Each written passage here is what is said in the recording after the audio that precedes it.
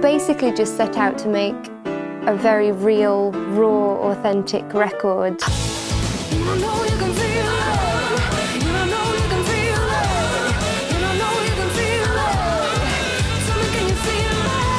We recorded this album in various locations, Chairworks in Castleford, in York. We did some recording in Nashville as well. So we have Keith Carlock on the record from Steely Dan and our good friend Chris Schaffner on saxophone.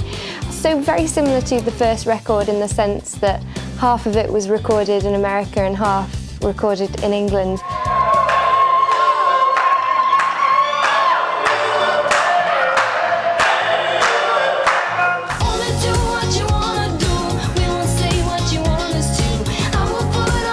We wanted to find a place that had colour and it was very vibrant and had atmosphere, so New York was the first place that sprung to mind for us, and we decided to add some additional scenes in an equally vibrant place in Brighton, where I used to live for a few years of my life, and that was amazing as well because I got to do some scenes with my best friends, which was wonderful.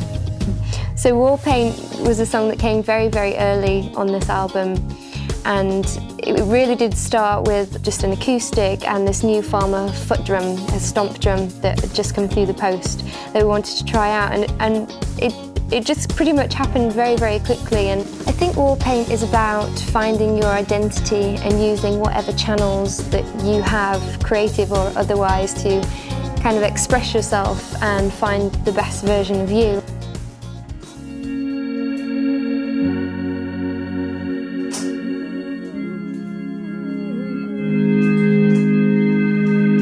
Probably say the one that I'm most vocally proud of is, oh, let me have a think for you. Stuck in the Dark, but not because it's perfect.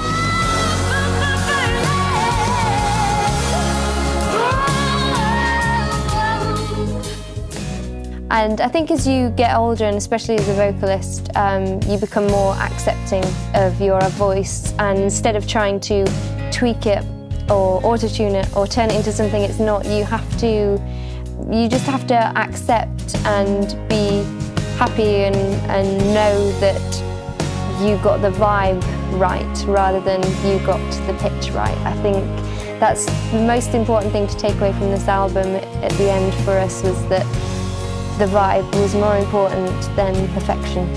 And I just strum the guitar and lights, they will comfort the living. Lights, they will comfort the living.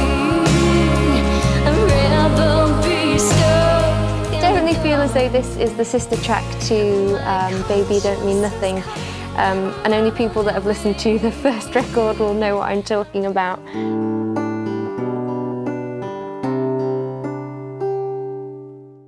It was really important to make sure that the live aspect came through on this record, and keeping things as raw as possible, keeping free-flowing takes, trying not to chop as much. Obviously in this day and age it's really hard to pull back from doing that, but we really wanted to keep it just as real as possible and as free-flowing as possible. I decided to do my vocals at home just for that extra freedom and not having the time limits. So if I wanted to go away and rework something, I had that chance to be able to do that and make sure it was 100% right.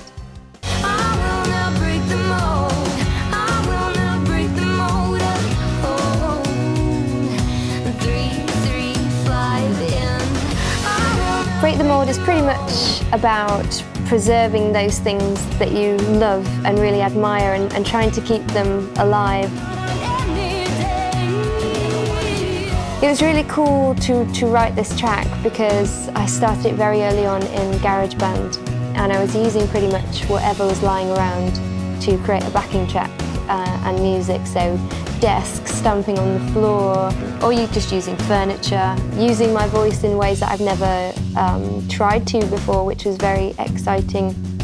And at one point I was thinking, can I get away with this? And in the end it's turned out great, and to hear other musicians' interpretation of your song as well is very cool. It's such a cool, humbling thing.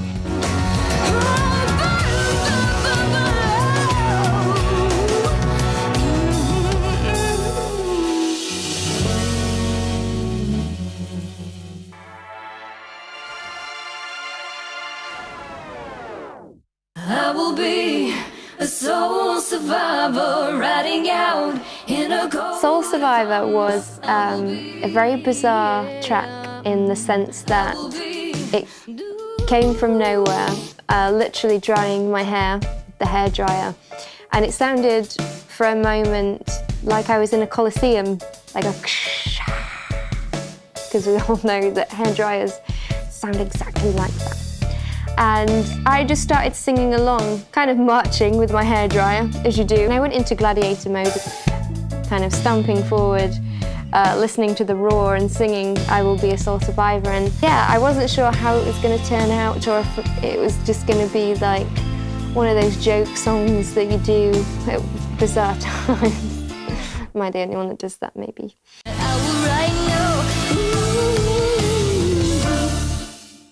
I think with this record it was really important to make sure that we had time to make sure that the songs were the right songs, and to make sure that we started writing when something came naturally. So whether that was at 2 in the morning when a song idea would come into your head, or as I mentioned earlier, if you're drying your hair and suddenly you write a song to a hairdryer.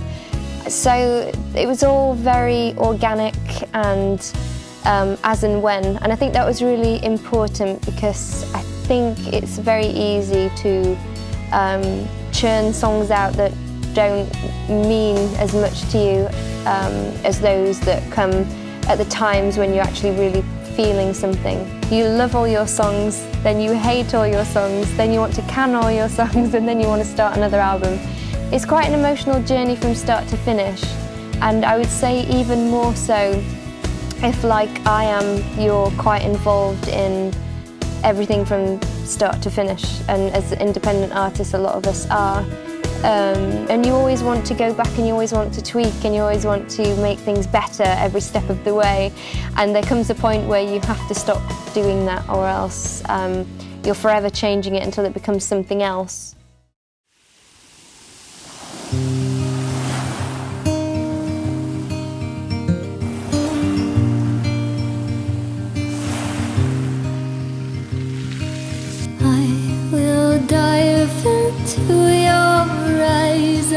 It was really important that Dive made it to the record. I know that a lot of people had listened to the live version online and really enjoyed it, and when it comes to the live performance aspect again, it's always a song that we thoroughly enjoy playing, and the audience seemed to really like it as well, so it wasn't an option, it had to go on the record. The problem we had was recreating it, and no matter how many times we recreated it, no matter how many studios we went into, there was just always something missing. And I find that a lot, that when you're creating something, the very early stages are usually the best. We were already proud of it, so it's really hard to recreate something that you managed to somehow get right first time. We really did go around in circles for a very long time with it, and we were very, very close to putting a different version on there.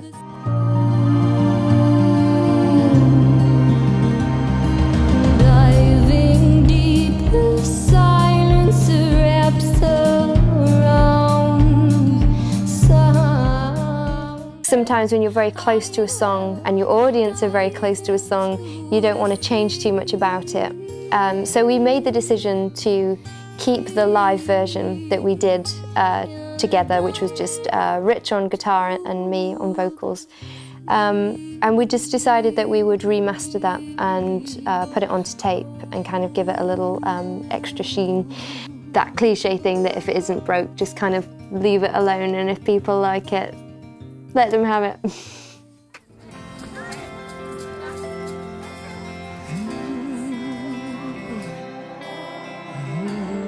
It's a very peaceful, calming track, similar to how we ended the debut album on the last record. Just one where you can lay back and kind of drift off to somewhere else and feel peaceful, hopefully.